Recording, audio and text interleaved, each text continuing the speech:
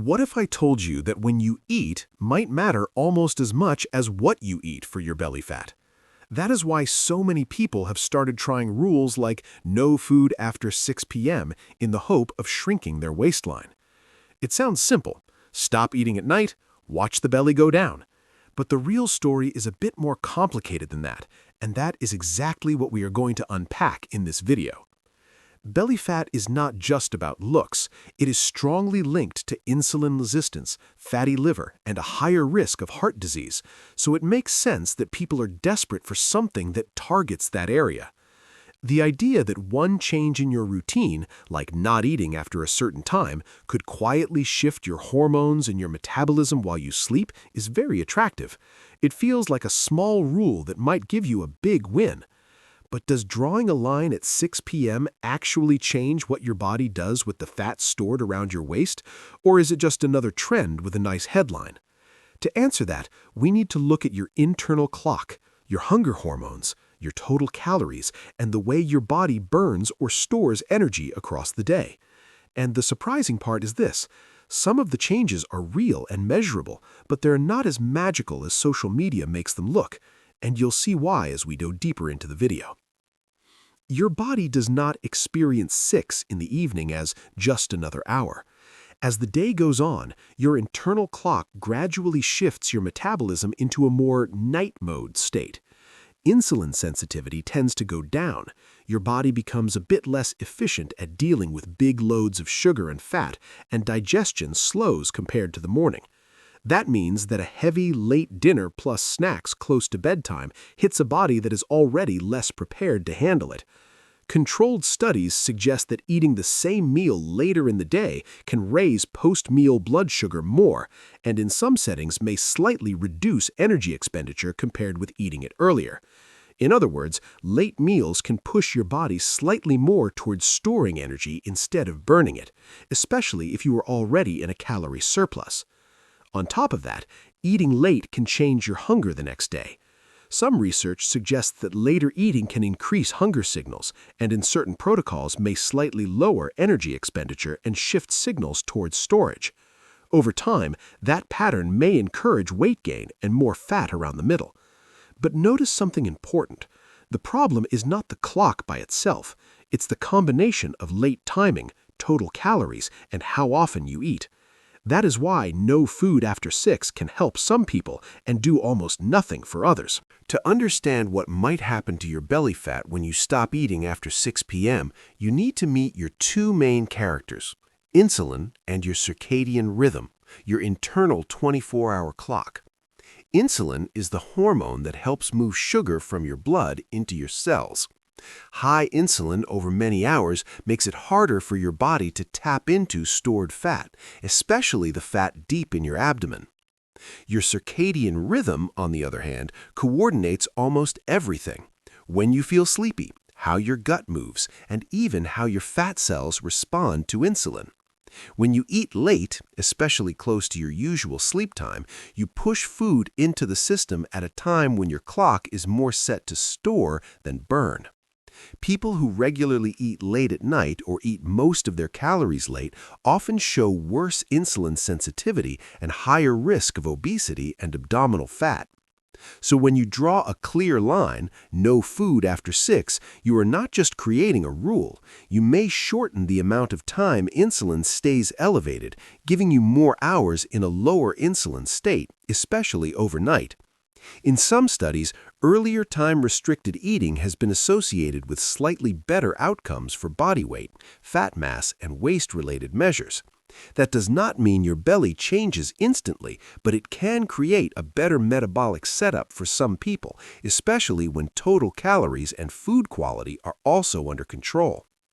Here's the honest answer. Stopping eating after 6 p.m. can help reduce belly fat in some people, but not because the clock alone has magical powers. The first big effect is very simple and very human. With a strict cutoff time, many people automatically eat fewer total calories. No late-night snacks, no just one more dessert, and no mindless eating in front of the television. Less excess energy coming in creates room for your body to dip into stored fat, especially around your waist. The second effect is that you are shifting more of your food earlier in the day, when your body usually handles carbs and fats a bit better. Some trials comparing earlier eating windows with later eating windows found that people who ate earlier lost more body fat and showed better markers like fasting glucose and blood pressure, even when total calories were similar. That suggests that meal timing, not just calorie count, plays a role in how your body stores fat. But here comes the part that social media rarely highlights. If you stop eating after 6 and then compensate by eating very large meals earlier, or if your overall diet is still ultra-processed and rich in sugar and saturated fat, your belly fat may barely change. Recent reviews show that time-restricted eating helps with fat loss, but the effect is usually modest and not dramatically better than other calorie-controlled approaches. So the rule can be a tool, not a miracle. The real magic still comes from the combination of timing, quality of food, and total amount. One of the most interesting things about setting a no food after 6 rule is not what you add to your life, but what quietly disappears. For many people, most of the highly processed, salty, sugary, or alcoholic choices happen at night. When that window closes, a lot of the random grazing, emotional eating, and "I am tired, I deserve this" calorie bombs simply stop showing up on the plate. That alone can make a noticeable difference over weeks and months. There's also a behavioral domino effect. If you know you will not eat after 6, you are more likely to plan a proper meal earlier, instead of skipping and then overcompensating late at night. Some people start going to bed a bit earlier, sleep a little better, and wake up with a more stable appetite, which again supports better control over total calories. Over time, that package of small changes may matter more for your belly fat than the specific number on the clock. And now I want to hear from you inside the video. Are you someone who usually eats a lot at night, or are you already more of an early eater? Tell me in the comments which group you're in and whether you have ever tried setting a food cutoff time like 6 p.m. Your experience can help other people who are watching and thinking about trying the same strategy.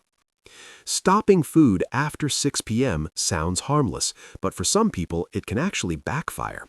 If you train at the end of the day, for example, cutting food early may mean you are going to bed under-recovered and under-fueled, which can impair muscle repair and leave you more exhausted the next day.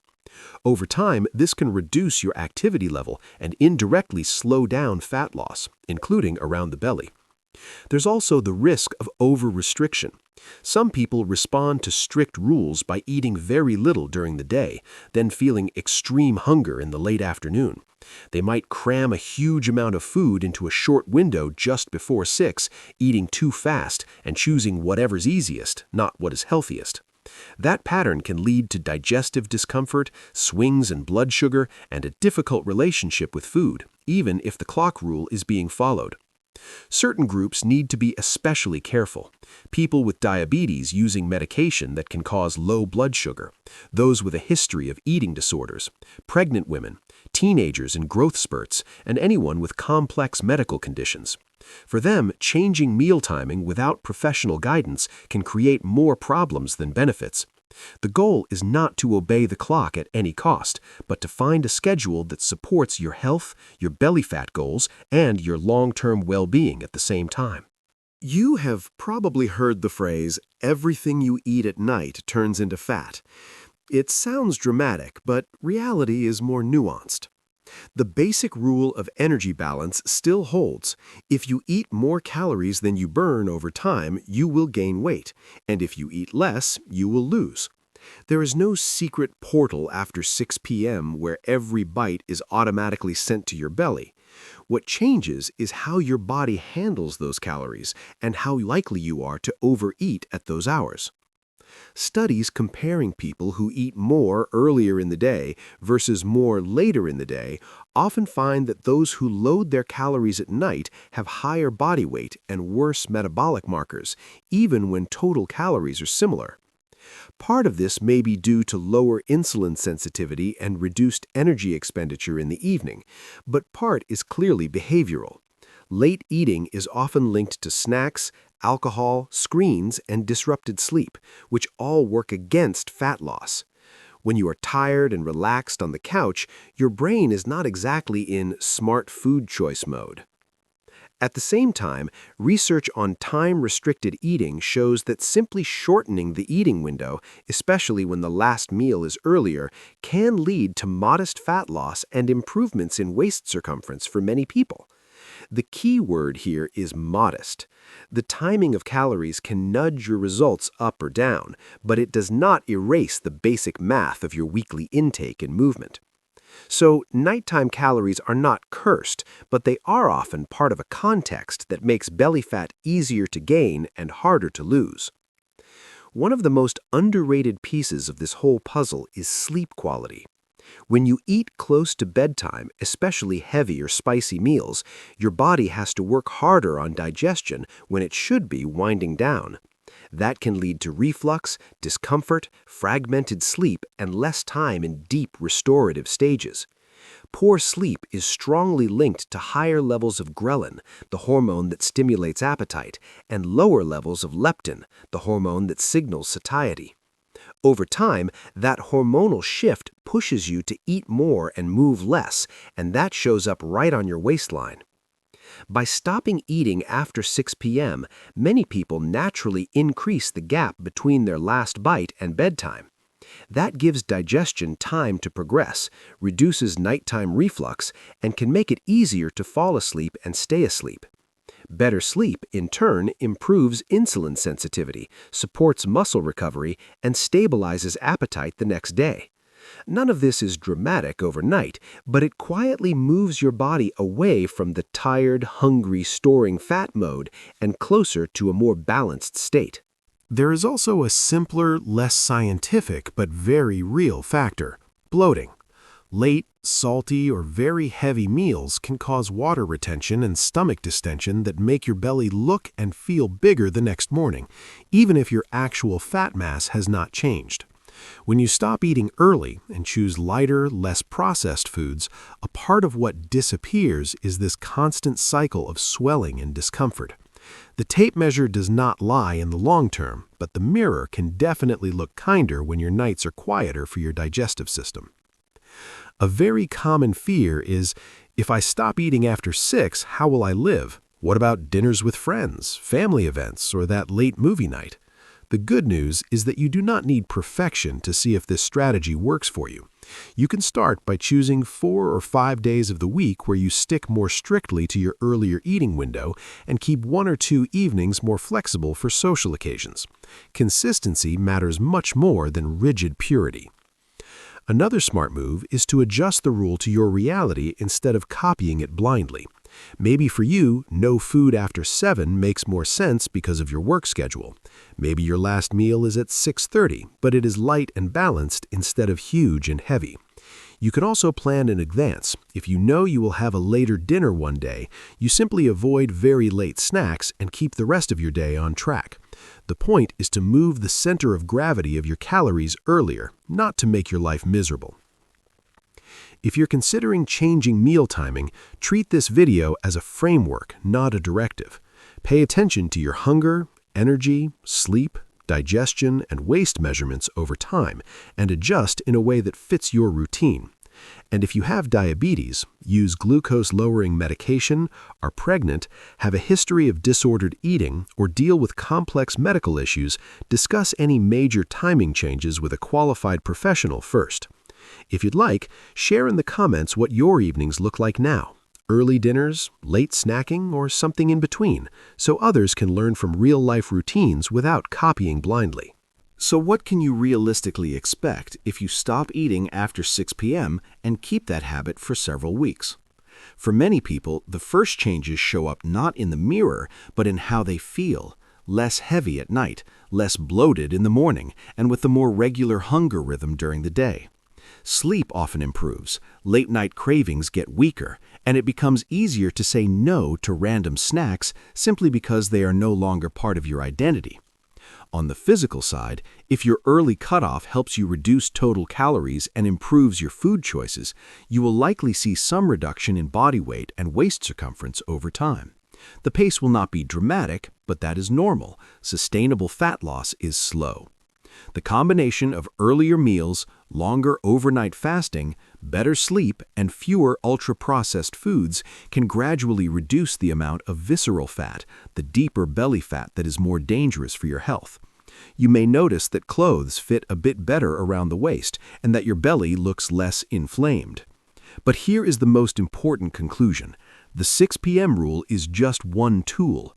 It works best when it comes along with a generally healthy pattern, more whole foods, enough protein, some movement during the day, and respect for your sleep.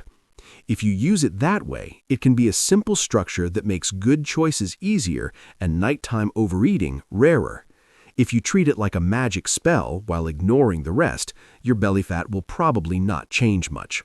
So, if this video helped you understand what really happens to your belly fat when you stop eating after 6 p.m., take a second to like the video, subscribe to the channel, and share it with someone who always says, "My problem is eating at night." And of course, tell me in the comments if you're considering a change to your evening eating habits or if you already have your own version of an evening food curfew.